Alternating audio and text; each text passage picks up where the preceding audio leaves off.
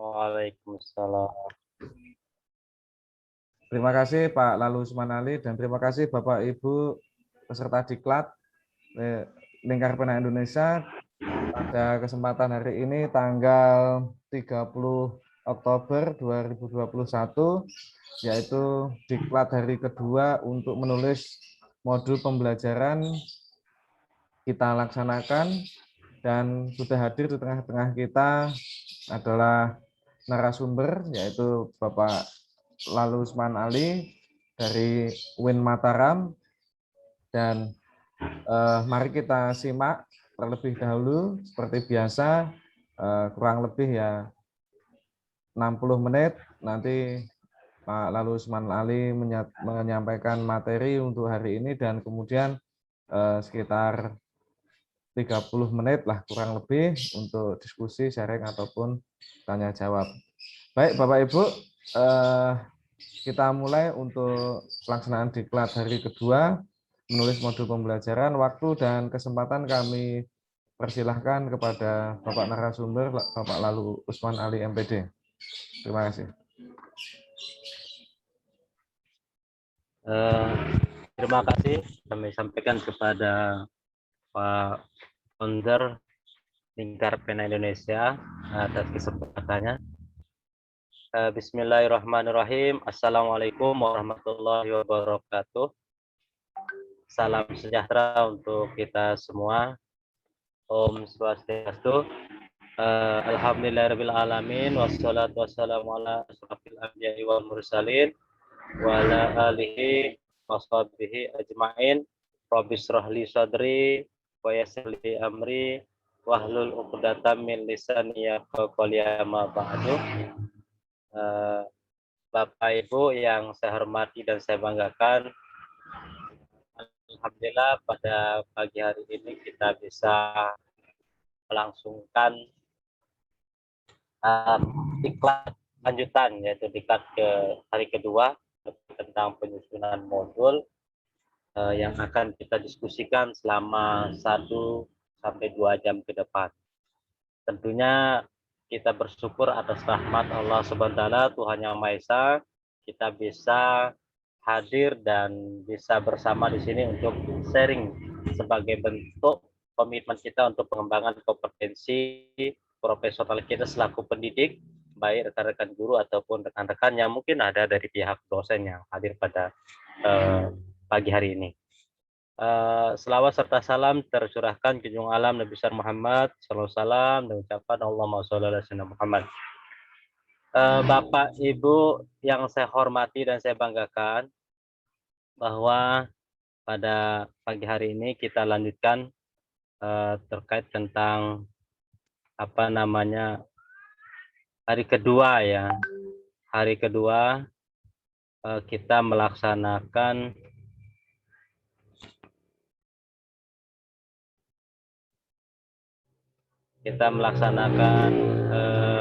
diklat, dan pada saat ini kita akan membahas terkait tentang modul, fokus ke modul. Kemarin sudah kita bahas terkait tentang perbedaan buku ajar, bahan ajar, buku teks, yang dimana kita bahas secara konseptis, secara epistemologinya, dan secara aksiologinya kita sudah bahas kemarin secara umum. Dan sekarang kita akan fokus kepada modul yang bagian dari salah satu bahan ajar. Oke Bapak Ibu, jadi saya tidak perlu berpanjang, cuman hanya sekedar merefleksi saja terkait tentang bahasan kita kemarin. Ini sudah kita bahas kemarin bahan ajar dan buku teks, cuman sekedar refleksi saja. Jadi dari hasil bahasan kita bahwa bahan ajar itu merupakan bahan atau materi pembelajaran yang disusun secara sistematis yang digunakan guru dan peserta didik dalam kegiatan belajar mengajar. Nah, sedangkan buku teks itu merupakan sumber informasi yang disusun dengan struktur dan urutan berdasarkan bidang ilmu tertentu. Nah, ini kemarin sekedar refleksi saja atau gambaran umum dari apa yang kita bahas kemarin. Yang dimana karakteristik bahan ajar, yang pertama itu dia harus menimbulkan minat baca, ditulis dan dirancang untuk peserta didik. Jadi bahan ajar itu peserta didik, baik itu untuk mahasiswa atau untuk siswa kita. Dan bahasa kurikulum 13 itu peserta didik ya, peserta didik. dan guru itu pendidik bahasa di K13.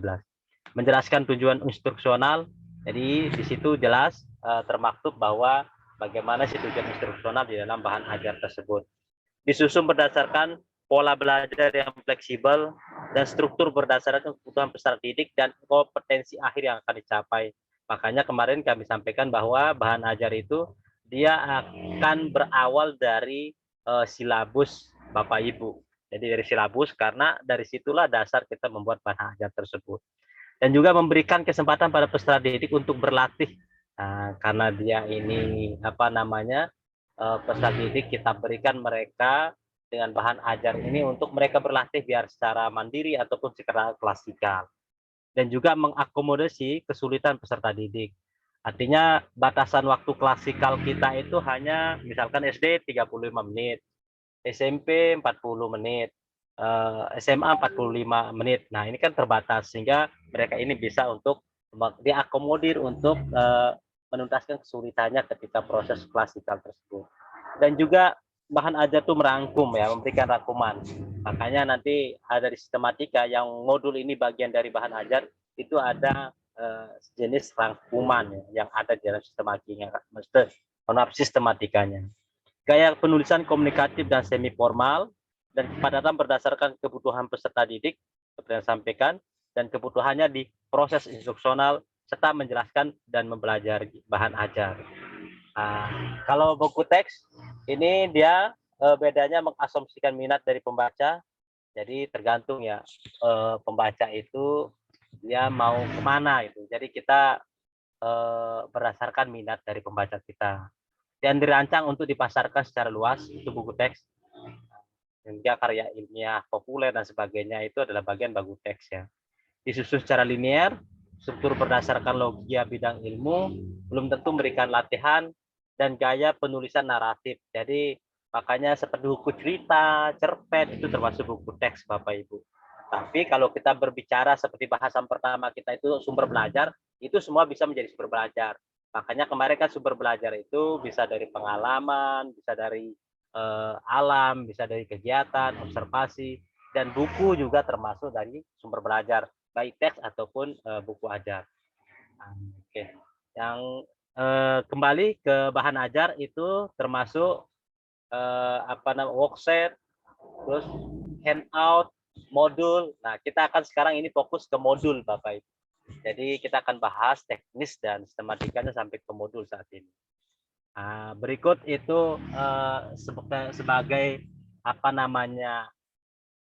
persepsi terkait apa yang kita bahas kemarin Bapak Ibu. Nah, sekarang apa sih modul itu Bapak Ibu yang akan kita fokus ke sana? Karena modul itu Bapak Ibu, kalau seandainya Bapak Ibu tilik khusus untuk guru ya, untuk guru. Jadi ini mempunyai KUM Bapak Ibu. Bapak Ibu membuat KUM, membuat modul itu ada KUM-nya untuk Bapak Ibu.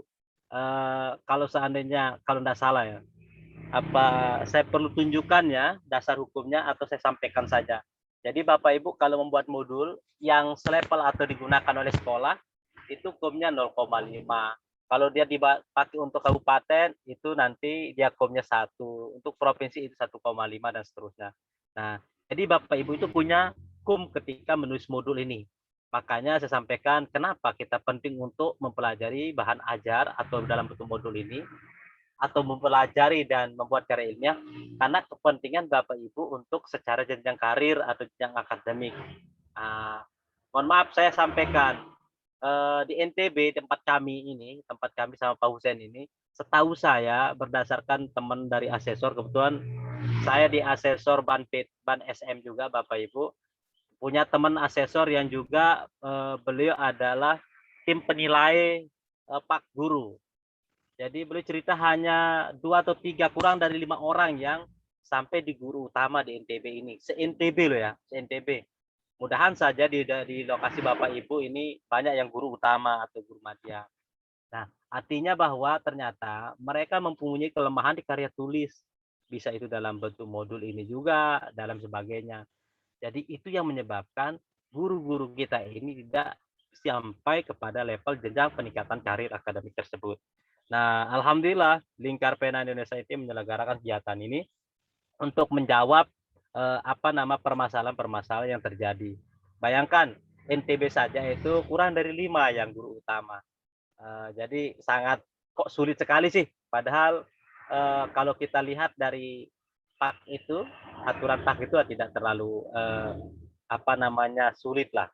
Tidak seperti dosen, dia harus memang kalaupun publikasi dia harus eh, tidak boleh di kampus sendiri dia publikasi, dan dia harus Sinta 1, Sinta 2, Skopus dan sebagainya. Nah, kalau guru kan tidak harus dia akreditasi, yang penting dia ber-ISN itu sudah boleh. Bapak Ibu tinggal publikasi aja di ISSN. Intinya jurnal yang ISN walaupun belum akreditasi masih bisa kalau Bapak Ibu. Oke, terima kasih. Kita lanjut. Itu sekedar intermezzo saja. Jadi yang kita fokus sekarang ini Bapak Ibu guru dan pendidik, bahwa modul ini merupakan media atau sarana pembelajaran yang berisi materi, metode, batasan-batasan, dan cara mengevaluasi yang dirancang secara sistematis dan menarik untuk mencapai standar kompetisi yang diharapkan sesuai dengan tingkat kompleksitasnya. Artinya bahwa modul tersebut Bapak Ibu ini berisi materi, metode, batasan-batasan. Jadi tidak harus dia itu sangat dalam, harus disesuaikan dengan batasan-batasannya. Mana yang dimaksud? Nah, makanya Bapak Ibu nanti kan berawal modul ini dari RPP. Nah, jadi RPP yang seperti yang saya contohkan kemarin ya, ketika di kelas 3 SMP membahas terkait tentang kelistrikan misalkan di bidang fisika, beda cakupannya ketika membahas kelistrikan di SMA. Nah, jadi ada batasan-batasan. Sehingga modul ini tergantung dari apa yang akan Bapak Ibu buat. Nah, tujuan penggunaan modul Bapak Ibu ini memperjelas dan mempermudah penyajian pesan agar tidak terlalu bersifat verbal.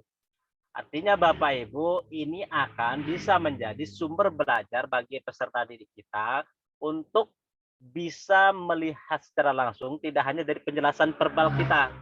Jadi siswa kita mempunyai modul pegangan, maka bisa mengefektifkan dari proses yang kita lakukan dalam KBM tersebut, Bapak.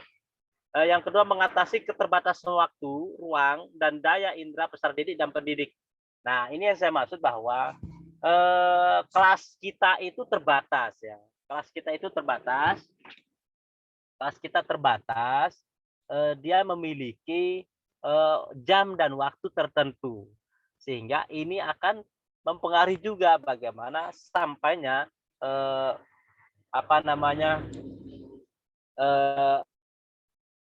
materi yang ingin kita sampaikan. Jadi tentunya itu akan jadi masalah juga. Nah, dengan modul inilah akan bisa terjawab proses yang kita lakukan tersebut. Oke. Yang ketiga, meningkatkan motivasi dan gairah belajar bagi peserta didik atau peserta diklat. Yang keempat, mengembangkan kemampuan peserta didik dalam berinteraksi langsung dengan lingkungan dan sumber belajar lainnya. Nah, artinya kan di dalam modul yang Bapak Ibu buat ini nanti akan memberikan gambaran bahwa selain modul juga sebagai sumber belajar, juga di dalam modul itu akan memberikan sebuah penjelasan dan sebuah arah instruksional, bagaimana memanfaatkan modul, bagaimana menggunakan dan memanfaatkan lahan-lahan sekitar sebagai sumber belajar dan sebagainya. Dan juga memungkinkan peserta didik untuk belajar mandiri sesuai kemampuan dan minatnya. Nah, kenapa hal itu bisa terjadi? Karena Bapak Ibu sudah tuakan di dalam modul tersebut. Nah, kalaupun misalkan tak tersampaikan oleh guru di dalam KBM kelas, tentunya nanti akan bisa dibaca oleh anak didik atau peserta didik kita. Dan itu akan bisa menggairahkan dari minat mereka. Dan juga memungkinkan peserta didik dapat mengukur atau mengevaluasi diri sendiri dan hasil belajarnya. Kenapa? Karena di dalam modul itu ada evaluasi yang Bapak Ibu buat, ada latihan yang Bapak Ibu buat, sehingga mereka bisa mengevaluasi hal tersebut. Bisa dilihat ya slide saya Bapak Ibu. Khawatir saya tidak bisa jalan. Ya jalan ya Mas Husen. Jalan Pak. Oke, saya lanjut, mohon maaf. Ya, modul itu dibagi di beberapa ya. Ada cetak dan ada multimedia. Karena itu sebabnya Bapak Ibu kalau sekarang sudah tren ya, dari tahun 2010-an itu ada e-modul namanya. Jadi e-modul, jadi multimedia interaktif. Nah, e-modul ini, nah ini yang sering menjadi bahan tugas akhir anak-anak sekarang juga. Jadi mereka mengembangkan modul bahan ajar yang bisa juga dibuat dalam bentuk multimedia interaktif. Yang cetak yang seperti biasa Bapak Ibu lakukan. Dan ini nanti ke depan Bapak Ibu akan membuat dan mempunyai kalau seandainya akan membuat hal itu. Ya, yang cetak ini Bapak Ibu, dia mempunyai kerangka pengembangan dan juga mempunyai pedoman penulisan modul. Begitu juga di multimedia interaktif. Nah, mana yang Bapak Ibu lihat misalkan, nah kalau Bapak Ibu ada e-modul, berarti itu ada multimedia interaktif ya dicetak. Oke. Nah, ini juga yang penting Bapak Ibu ya, kita harus ubah pola pikir kita bahwa modul itu sifatnya Bapak Ibu, modul itu digunakan oleh orang lain. Contoh misalkan kita selaku pendidik atau guru ini membuat modul, ya modul itu kita buat untuk peserta didik kita, ya. Modul itu kita buat untuk peserta didik, bukan untuk kita, ya. Ya, itu yang boleh pahami. Jadi terkait tentang guru itu menggunakan itu beda. Jadi karena itu adalah memfasilitasi. Ya, maksudnya modul itu digunakan oleh orang lain yang akan gunakan, peserta didik yang gunakan dan sebagainya. Dan bukan digunakan oleh penulis. Nah, ini cuma perbedaan konsepsi saja. Oke.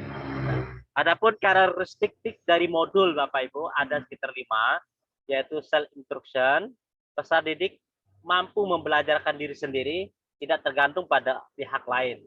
Nah, jadi diharapkan modul itu seperti yang ditunjukkan oleh tujuan modul itu dibuat.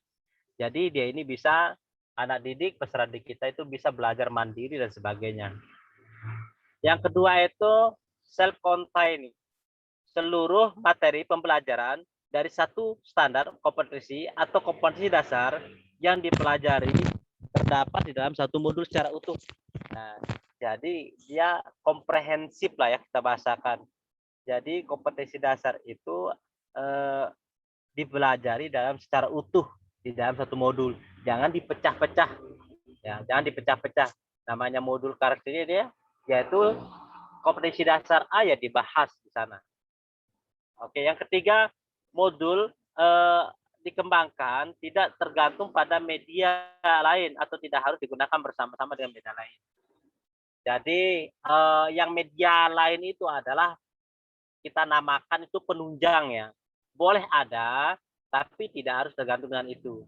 Jadi paling tidak modul kita ini itu bisa menjalankan instruksional yang jelas dan manfaatnya jelas juga secara penggunaan di dalam KBM. Yang keempat, adaptif. Jadi modul memiliki daya adaptasi yang tinggi terhadap perkembangan ilmu dan teknologi. Nah, itu sebabnya Bapak Ibu nanti ada proses dalam validasi dan evaluasi setiap modul itu. Apakah sesuai dengan kompetensi dasar, apakah sesuai dengan perkembangan, makanya itu sebabnya disebut karakteristik modul itu harus adaptif. Makanya yang disampaikan dalam modul itu adalah konsep-konsep ya, konsep-konsep ataupun contohnya dalam hal yang praktis ya. Dan juga modul ini harus friendly ya, memenuhi kaidah yang bersahabat. Ya namanya friendly itu ya berarti dia bersahabat, akrab dengan pemakainya.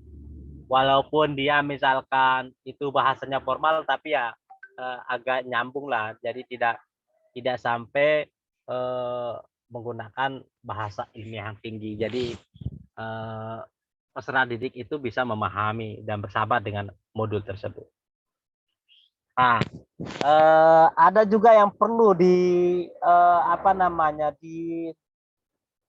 diperhatikan oleh Bapak Ibu guru, yaitu hal-hal yang harus diperhatikan dalam penulisan modul. Pertama itu harus konsisten Bapak Ibu, entah itu dalam fonnya, spasi, tata letaknya. Jangan sampai membuat modul Bapak Ibu di depan itu pakai Time New Roman, tapi di belakang pakai Arial, misalkan Arial Naru misalkan, atau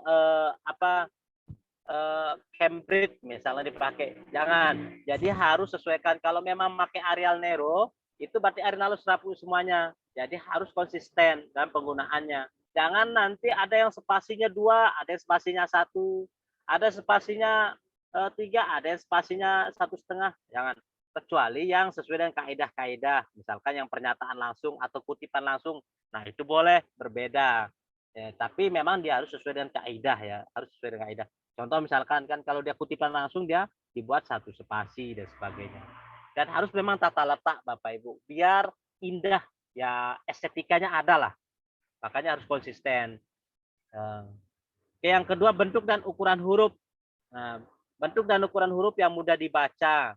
Yang biasa digunakan itu si Times New Roman Bapak Ibu dan Arial Nero ya, yang biasa digunakan. Atau Cam apa namanya ya, Cam Black ya. Itu yang biasa digunakan ketika membuat apa namanya modul, bahan ajar dan sebagainya. Oke, perbandingan huruf yang proporsional ya, artinya antara yang sub, judul dan sebagainya. Dan juga hindari penggunaan huruf kapital untuk seluruh teks. Nah, tentunya Bapak Ibu, kalau Bapak Ibu baca juga ya di dalam itu dia gunakan huruf kapital semua kan tidak enak ya, tidak ada estetikanya. Nah, jadi ini juga harus diperhatikan sama Bapak Ibu. Padahal kalimat-kalimat penjelasan tapi huruf kapital, nah itu tidak boleh. Ini untuk membuat apa namanya estetika juga di dalam penulisan modul. Yang ketiga, punya format Bapak Ibu ya. Jadi format kolom tunggal, format kertas vertikal atau horizontal, icon yang mudah dipahami. Nah, ini juga harus memang jadi perhatian kita juga di dalam penulisan.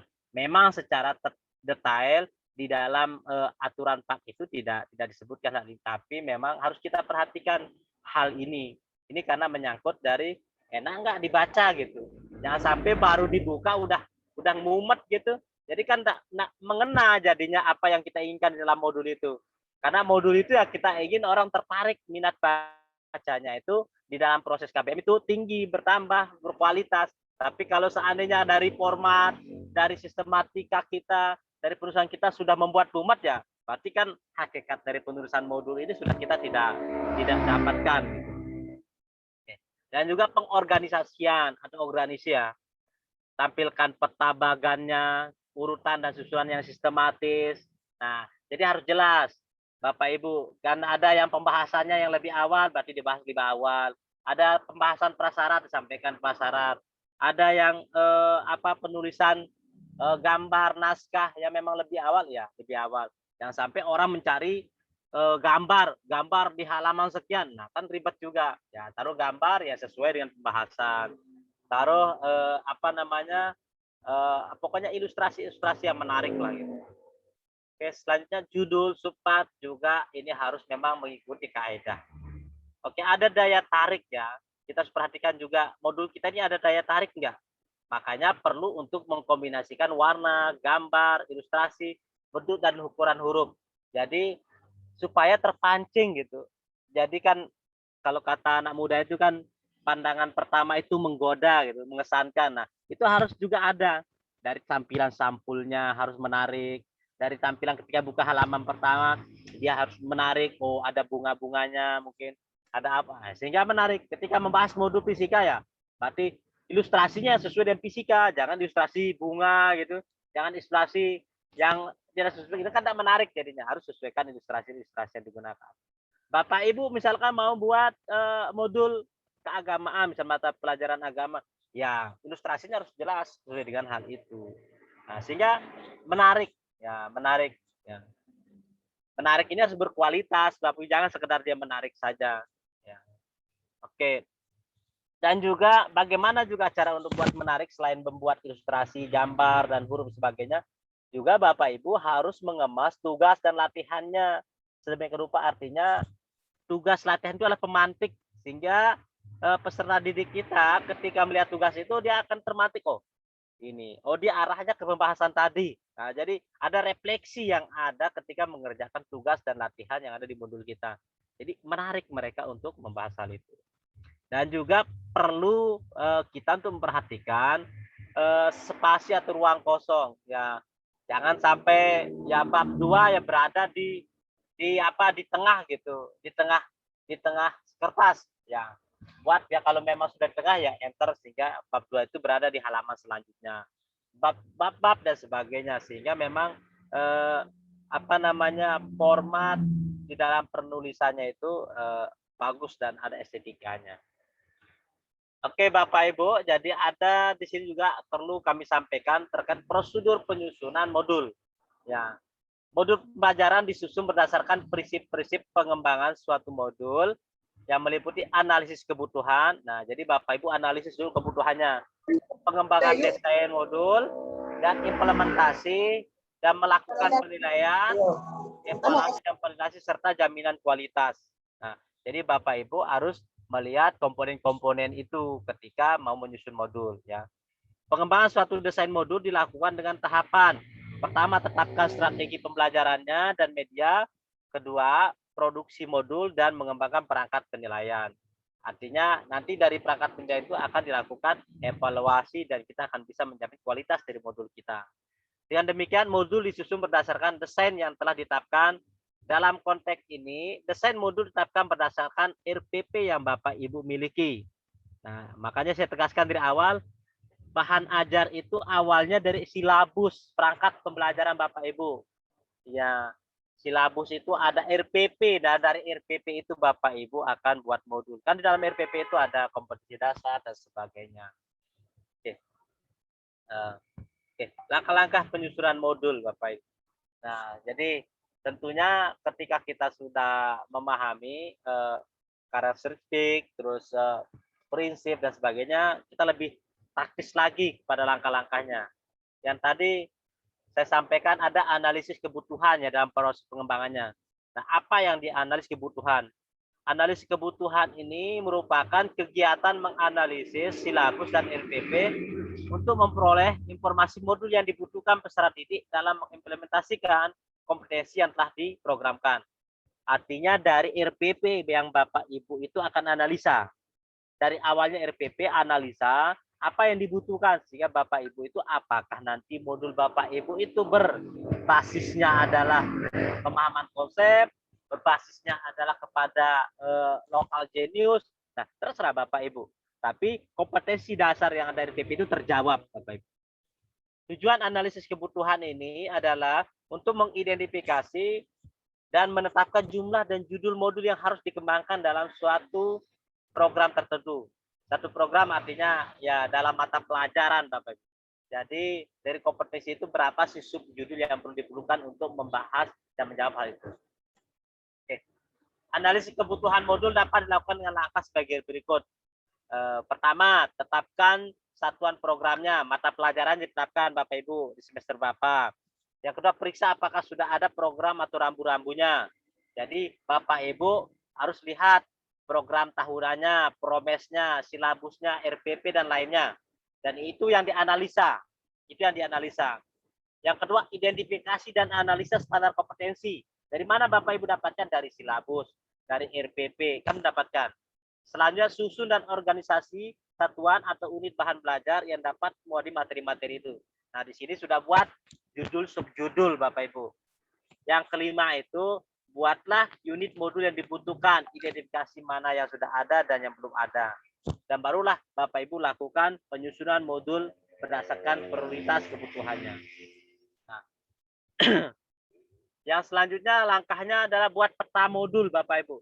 Jadi Bapak Ibu misalkan membahas terkait tentang gerak lurus beraturan. Nah, kita akan buat petanya seperti apa saja yang dibahas di dalam gerak lurus beraturan. Ini, oh ada gerak, apa maksudnya lurus, apa jauhnya beraturan. Oh ada di sini yang kita bahas misalkan adalah satuan, besaran, nah dan sebagainya. Jadi atap petanya, ada konsep yang akan dibahas sehingga nanti Bapak Ibu bisa gampang untuk membuat. Nah kalau guru SD biasanya ada di dalam peta konsep itu ya. Nah dari peta konsep itu bisa membuat hal itu. Jadi awali dengan peta konsep sehingga nanti Bapak Ibu tinggal untuk menyesuaikan membahas bagian-bagian dari peta konsep tersebut. Nah, barulah kita desain ya. Kita desain modul yang dimaksud adalah RPP yang telah disusun oleh guru. Di dalam RPP telah memuat strategi pembelajaran dan media yang digunakan, garis besar materi, ini sudah ada di RPP. Nah, tinggal nanti desain. Nah, untuk dikembangkan. Nah, kalau belum ada RPP, tentunya harus ada RPP karena dasar kita untuk membuat modulnya dari RPP, dari silabus. Barulah kita implementasikan. Nah, di sini belajar sesuai dengan alur yang telah digariskan dalam modul. Bahan, alat, media, dan lingkungan belajar yang dibutuhkan dalam kegiatan pembelajaran diupayakan dapat dipenuhi agar tujuan pembelajaran dapat tercapai. Strategi pembelajaran dilaksanakan secara konsisten sesuai dengan skenario yang ditetapkan. Nah, barulah nanti ada sistem penilaian. Penilaian hasil belajar dimaksudkan untuk mengetahui tingkat penguasaan peserta didik setelah mempelajari seluruh materi yang ada dalam modul. Pelaksanaan penilaian mengikuti ketentuan yang telah dirumuskan di dalam modul. Penilaian hasil belajar dilakukan menggunakan instrumen yang telah dirancang atau dicapkan pada saat penulisan modul. Jadi kan Bapak Ibu tentunya apakah instrumennya dalam bentuk tes, apakah instrumennya dalam bentuk isi dan sebagainya, terserah Bapak Ibu bagaimana menilai itu. Dan barulah kita akan evaluasi dan validasi. Nah, modul yang telah dan masih digunakan dalam kegiatan pembelajaran secara periodik harus dilakukan evaluasi dan validasi. Apa yang kita evaluasi? Evaluasi ini dimaksudkan untuk mengetahui dan mengukur apakah mengimplementasikan pembelajaran dengan modul yang kita lakukan itu sudah efektif sesuai dengan desain pengembangannya. Barulah nanti validasi. Validasi itu bisa nanti Bapak Ibu itu meminta salah satu teman atau rekan kerja untuk memvalidasi, validator lah ya. Ya, judgement lah ya. Validasi ahli. Nah, baru kita jamin kualitas. Nah, artinya sudah sesuai enggak kualitas dari modul kita ini? Sudah sesuai dengan perkembangan zaman enggak dan sebagainya. Kalau enggak, kita bisa untuk merubah lagi. Oke, Bapak Ibu, kita lanjutkan ke kerangka modul. Jadi kerangka modul ini lebih teknis lagi Bapak Ibu dari cara Bapak Ibu untuk menyusun. Kita sesuaikan dengan aturan yang ada di PAK Bapak Ibu guru. Ya, ada halaman sampul, ada halaman Prancis, ada kata Prancis ini maksudnya sebenarnya sih apa namanya daftar isi dan sebagainya, daftar tabel dan sebagainya. Kata pengantar, daftar isi, peta kedudukan modul, glosarium. Glosarium ini kata-kata yang perlu diperjelas Bapak Ibu. Misalkan hasil belajar, apa sih hasil belajar? Misal Bapak Ibu membuat istilah-istilah baru, nah Bapak Ibu nanti jelaskan di glosarium. Nah, yang pertama Bapak Ibu nanti setelah di halaman awal tadi itu ada pendahuluan. Nah, Bapak Ibu deskripsikan ada materi prasyarat, ada petunjuk penggunaan modul, nanti ada penjelasan bagi siswa, ada peran guru antara lain apa, ada tujuan akhir dari penggunaan modul ini apa, standar kompetisi dari bahasan ini apa, dan cek kemampuan. Yang kedua, baru nanti terkait tentang pembelajaran. Nah, disinilah nanti rencana belajar siswa. Terus yang B, kegiatan belajar. Entah itu misalnya kegiatan belajar 1. Terdiri dari ada tujuan pembelajarannya, ada uraian materi, ada rangkuman, ada tugas, ada tes, ada kunci jawaban formatif, ada lembar kerja. Lembar kerja ini nanti untuk memberikan sebagai stimulan pemantik nanti yang lain. Yang kedua, kegiatan belajar 2, sama Bapak Ibu, tinggal A sampai G itu diulas lagi. Kegiatan belajar 3, A sampai G diulas lagi, 4 dan selanjutnya. Nah, ini yang nanti ada di bab 2 di pembelajarannya. Nah, barulah kita nanti ada evaluasi. Yang ada di sini nanti 3 komponen yang ada di sistem penilaiannya Bapak Ibu. Nah, juga nanti produk atau kerja sesuai dengan kerja standar, batas waktu yang telah ditetapkan, dan kunci jawaban. Baru penutup, nah ada daftar pustaka yang Bapak Ibu gunakan.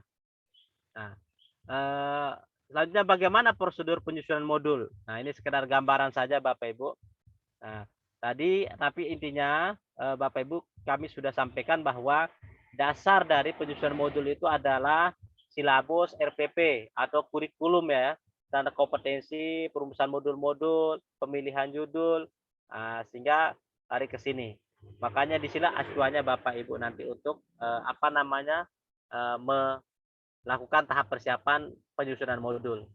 Yang menyusun modul, Bapak Ibu sudah dapat judul, Bapak Ibu cari referensinya, identifikasi indikator dan penilaian, baru susun dan ambil sistematika yang ada tadi kita bahas sistematikanya.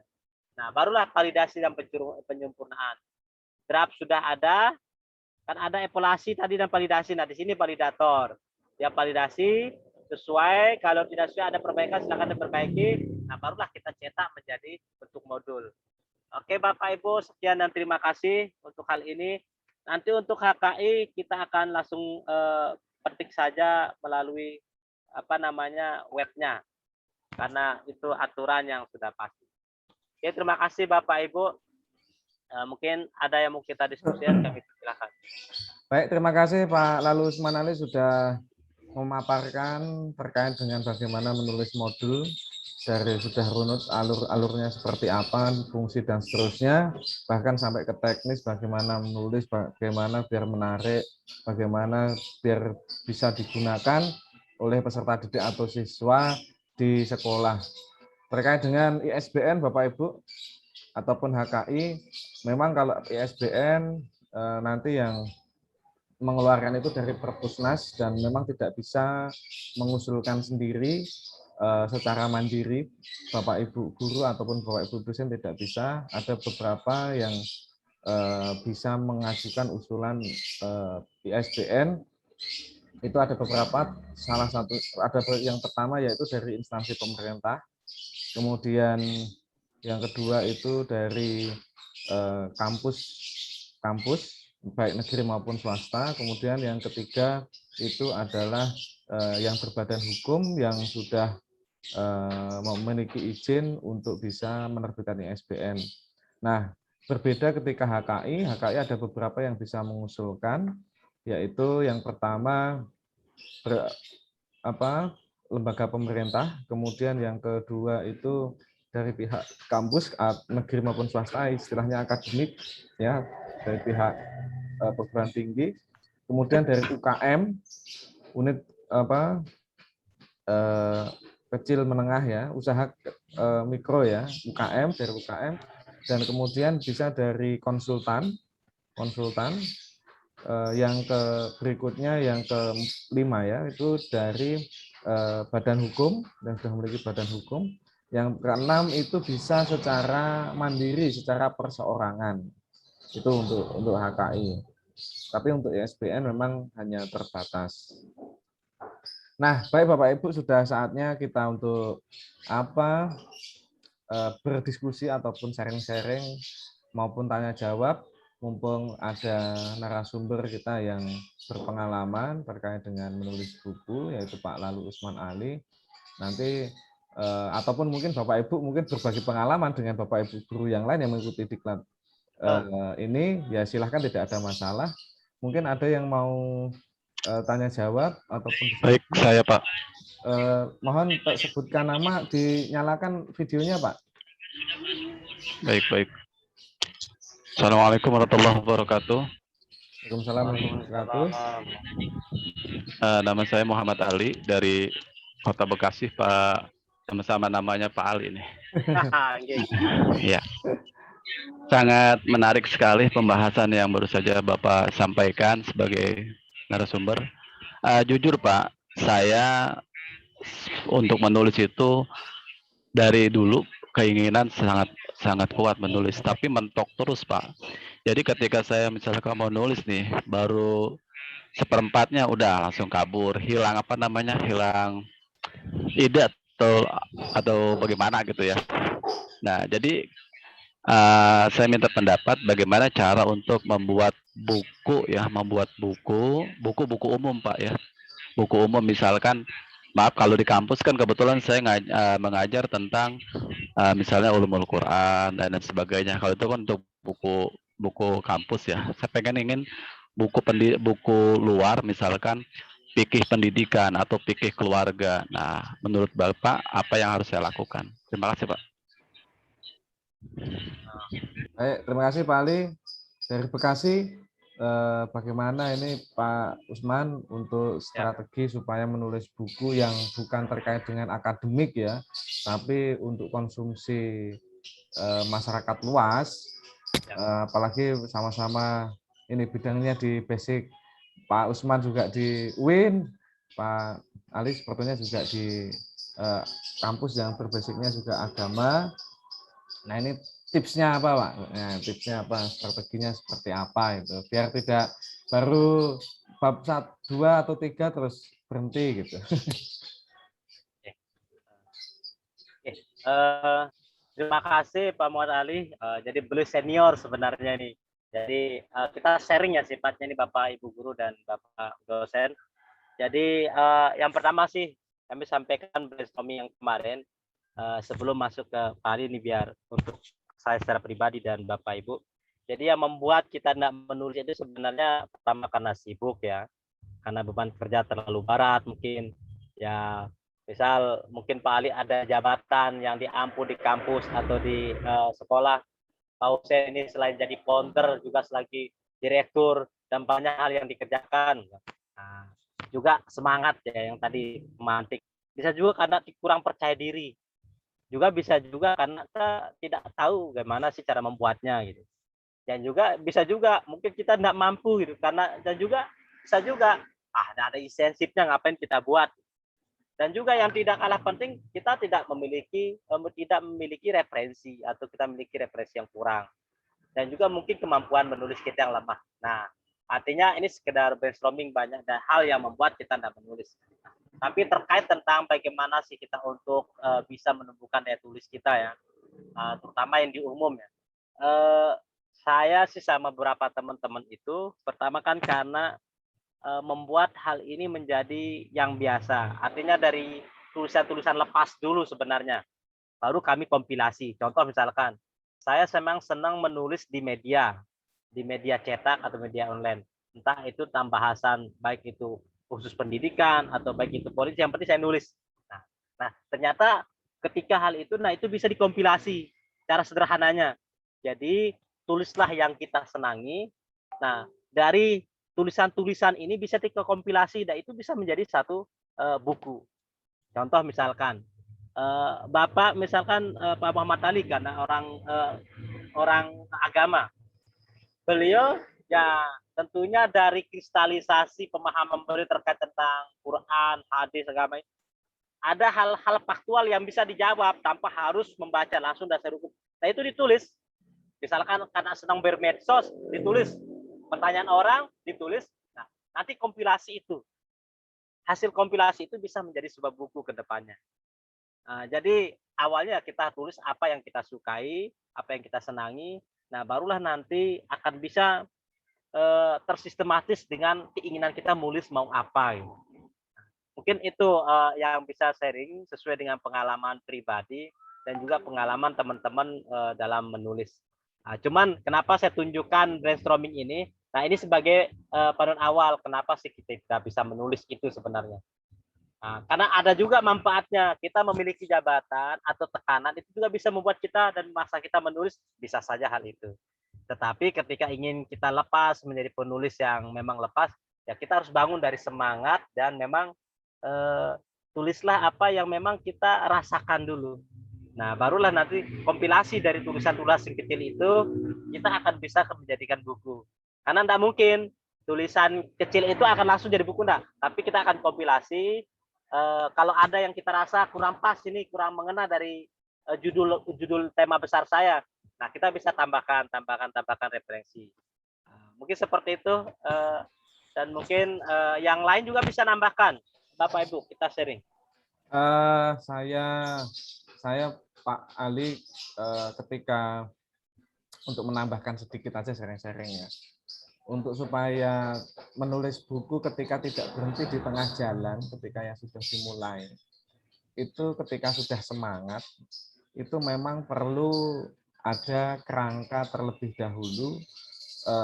Misalkan kerangkanya itu ada 10 bab atau 12 bab atau hanya 8 bab, itu tidak ada masalah. Ketika sudah jadi dengan temanya apa, kan judul itu kan nanti bisa ditulis belakangan, udah topik atau temanya jelas, kemudian kerangkanya sudah tersusun yang poin-poin penting. Nah, itu per bab, misalnya ada 10 bab, berarti bab 1, bab 2, bab 3 isinya apa, udah.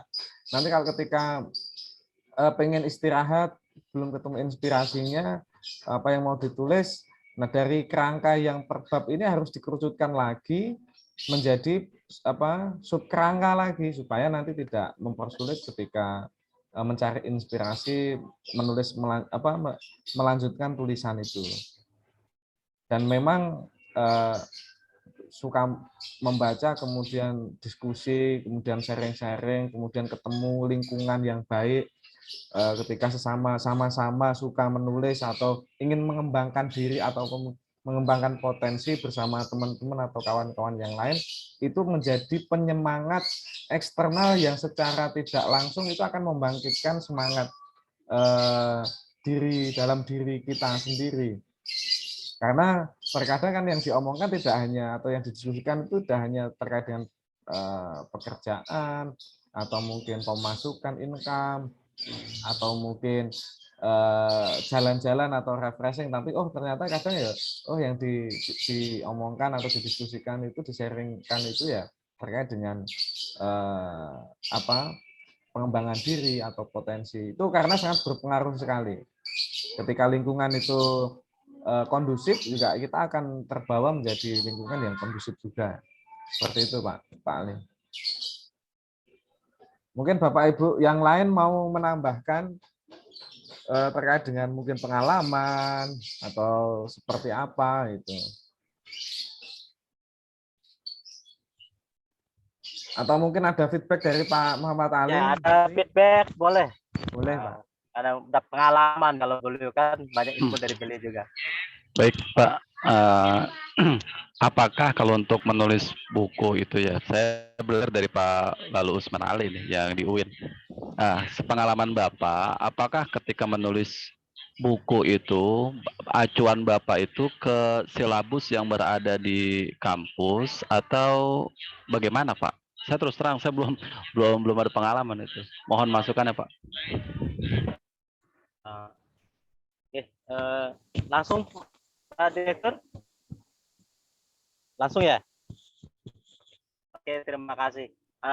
Karena kebetulan Pak Muhammad Ali di kampus ya, jadi mungkin ada dua skema yang ingin saya sampaikan.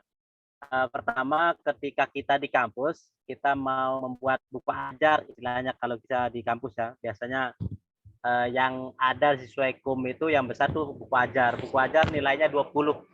KUM-nya kalau di dosen itu 20 buku ajar. Nah, buku ajar ini dia itu dasarnya adalah kalau kita RPS gitu ya. RPS ya. Kalau di kampus itu RPS. Nah, dasarnya itu RPS. Dan harus dari RPS yang kita ampu, tidak boleh dari RPS yang lain karena kita akan membuat buku ajar. Karena memang yang namanya buku ajar itu ada peruntukannya untuk materi kuliah yang kita ampu. Nah, terlepas nanti ternyata materi kuliah atau mata kuliah yang kita ampu itu adalah sama dengan mata kuliah di tempat luar, itu terlepas dari itu. Tetapi memang kita harus sesuaikan dengan yang kompetensi atau standar yang ada di RPS kita. Ketika kita berbicara buku ajar di kampus. Dan KUM-nya di kampus itu kalau buku ajar 20. Dan itu setelah di ISBN kan. Setelah di ada di ISBN kan oleh Perpusnas melalui penerbit. Nah, yang kedua untuk guru. Nah, kalau guru ya harus mereka itu berawalnya itu dari RPP, yang namanya buku ajar atau modul ini harus berawalnya dari RPP. Tidak boleh lepas dari itu. Terutama misalkan ada perbedaan ketika misalkan kurikulum dari KBK, kurikulum KTSP, K13. Nah, mungkin ada perbedaan kompetensi yang diinginkan, dan itu harus disesuaikan dengan yang buku ajar atau modul yang kita kembangkan saat ini, disesuaikan dengan RPP yang ada ketika saat ini kita akan buat. Jangan gunakan RPP atau dasar hukum yang sudah lama tidak pakai. Jadi harus yang saat ini. Nah, itulah sebabnya ada di poin terakhir itu validasi, evaluasi, dan validasi.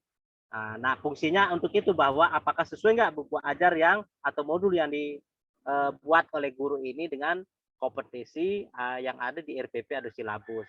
Jadi memang harus dia, intinya adalah memang harus dia untuk menyesuaikan dengan RPP bagi guru, RPS bagi dosen yang mau membuat buku ajar. Dan saya tambahkan satu mungkin pengembangan, ada juga yang dikenal di PAK 2019, kalau nanti di Pak Ali yang dosen, PAK 2019 itu ada buku referensi ya, buku referensi atau buku teks lah bahasanya tadi. Nah, kalau ini ya Bapak Ibu ya kalau saya bahasakan kompilasi mungkin kurang ya.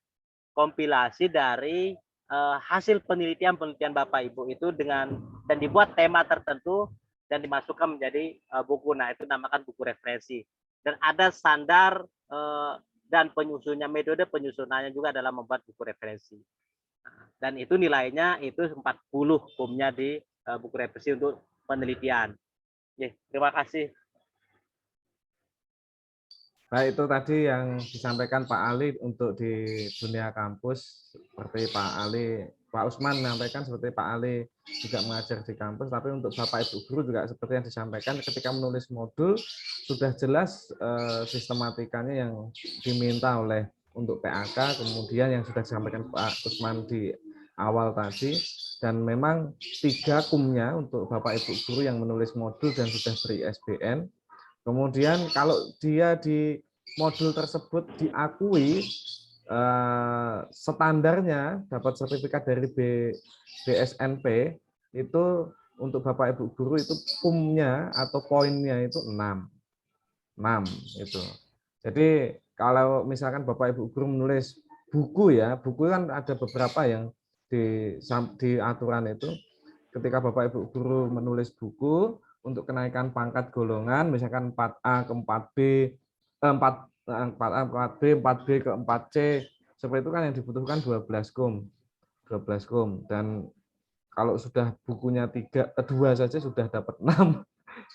Bapak Ibu guru ini.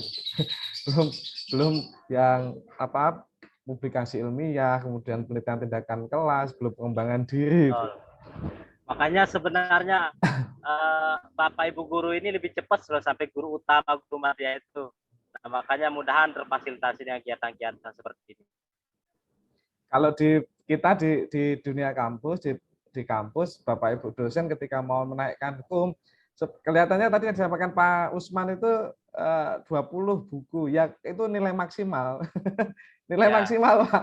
Tapi terkadang tidak nilai maksimal ketika sudah di dinilai oleh tim penilaian untuk tim penilai itu ataupun di Kopertais itu. Padahal untuk kenaikan pangkat golongan dosen juga jenjangnya 150, 200, 300 kan begitu. Poinnya juga tinggi dan ada sama dosen maupun guru juga sama aturannya, ada persentase misalnya pendidikan atau pengajaran itu ada, kemudian untuk publikasi ilmiah atau penelitian itu ada. Kalau di dosen ada tambahnya pengabdian masyarakat itu. Dan Pak Usman ini juga termasuk produktif, Pak Ali. Jadi beliau juga termasuk produktif. Masih belajar, masih kita tetap belajar. Bapak Ibu, mungkin yang lain di sini ada Ibu Ririn dari PTUN Jogja, kemudian ada Ibu Dwi Purba, Ibu Marni ini dari Sulawesi Selatan, kemudian Bu Nur Hasanah, Agustina, Pak Paulus, Indonesia ya. Ada Pak Rosadi, ada Ibu Sundari, Pak Sunarja, ini tadi udah dari pagi. Kemudian Ibu Sebaleni, kemudian siapa lagi nih? Ibu Sri Mujiato. Nah, silahkan Bapak Ibu jika ada pertanyaan atau sharing-sharing terkait dengan menulis modul pembelajaran atau terkait dengan bahan ajar penulisan bahan ajar. Sebenarnya kan temanya menulis modul pembelajaran, tapi kalau misalkan lebih dari itu boleh misalnya terkait dengan buku ajar atau bahan ajar seperti yang sudah disampaikan dari hari pertama diklat dan ini hari kedua diklat. Dan ini hari terakhir untuk diklat tema menulis modul pembelajaran. Dan mungkin Bapak Ibu guru yang kebetulan di kampus mau kolaborasi dan kita di penelitian sebagai dan pengabdian, ya silakan. Saya sama Mas Husen itu di Undikma, di Universitas Pendidikan Mandalika. Beliau di TP Pak Mas Husen ya. Ya, teknologi pendidikan, Pak. Ya, teknologi pendidikan. Nah, saya Bapak Ibu desain. Saya kebetulan saat ini diamanahkan sekretaris prodi Tadris Fisika di UIN Mataram. Nah, jadi enaklah Bapak Ibu kita bisa kolaborasi atau mungkin di Bapak Ibu guru juga bisa kolaborasi kami nanti membuat inovasi pembelajaran, Bapak Ibu guru bisa terapkan di sekolah masing-masing. Nah, kita kolaborasi yang begitu. Sehingga Bapak Ibu juga dapat scope-nya di penelitiannya. Dan kami di Lingkar Pena Indonesia, Bapak Ibu juga bisa memfasilitasi, membantu Bapak Ibu untuk menerbitkan buku apapun itu untuk ISBN ataupun publikasi ilmiah dalam bentuk jurnal penelitian ataupun pengabdian pada masyarakat yang sudah ber-ISSN dan doi ya, memiliki doi yang jelas kami memiliki itu, dan bisa kami juga membantu untuk menerbitkan kekayaan intelektual, itu hak kekayaan intelektual. Dan kami juga bermitra dengan Universitas Veteran Bank Nusantara, dan ini lagi proses juga bermitra dengan UIN dari prodinya Pak Usman Ali. Jadi ketika kami belum ada jurnal terakreditasi, ketika Bapak Ibu mau publikasi jurnal terakreditasi akan kami arahkan ke mitra kami yang sudah ada jurnal terakreditasinya. Mungkin Bapak Ibu ini sudah saya sebutkan, ada Ibu Nur Hasanah, atau kalau ada yang mau diskusikan. Ayo Bapak Ibu, mumpung ini hari terakhir itu, dan Pak Usman Ali tidak begitu sibuk seperti hari kemarin, hari Jumat. Ya, mohon maaf. Jadi agak longgar ini Pak Usman Ali. Bapak Ibu, Pak Muhammad Ali mungkin ada feedback lagi? Kalau seandainya mau kita di WA juga tidak masalah ya. Ya, nanti kami sampaikan juga ada untuk sahabat Pena, grup WhatsApp sahabat Pena Indonesia. Nanti kalau agak sore ya, kalau tidak besok kami sampaikan di grup WhatsApp. Semua informasi untuk sertifikat dan lainnya kami sampaikan di WhatsApp grup Diklat. Dan nanti Bapak Ibu bisa mendownload sertifikat, laporan, dan seterusnya. Diinformasikan nanti setelah selesai pelaksanaan Diklat ini. Kalau tidak ada Bapak Ibu, ya tidak usah dipaksakan. Ya, kita diskusi di WA, enggak masalah lagi. Ya. Oke. Bapak Ibu, enggak ada ini yang mau didiskusikan lagi atau sharing-sharing? Sudah saya tadi panggil satu-satu, Bu Nur Hasanah, Pak Paulus, Bu Ririn, Pak Rosadi, Ibu Sri Mujiatun, Bu Sundari, Pak Sunarja, Bu Sebaleni. Oke, kita di WA saja. Oh, baik. Kalau tidak ada, terima kasih Bapak Ibu kehadirannya untuk pelaksanaan Diklat hari kedua menulis modul pembelajaran, dan terima kasih Pak Usman Ali sudah bersedia dan menyempatkan waktunya untuk menjadi narasumber di Lingkar Pena Indonesia, dan semoga Bapak Ibu sekalian, Pak Usman Ali, kita sebagai guru atau pendidik selalu sehat dan selalu semangat untuk selalu mencerdaskan kehidupan bangsa.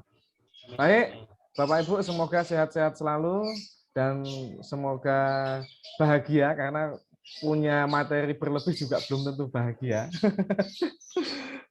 Closing statement Mas Husen. Gimana Pak Usman? Saya ucapan terakhir bentar. Oh, silakan Pak kalau ada closing statement. Oke, Bapak Ibu guru dan para pendidik, baik itu di guru dan di dosen. Jadi memang seperti yang saya sampaikan kemarin bahwa ya kalau gajah itu mati meninggalkan gadingnya ya, berarti dia bisa diakui bahwa dia ada gajah di situ.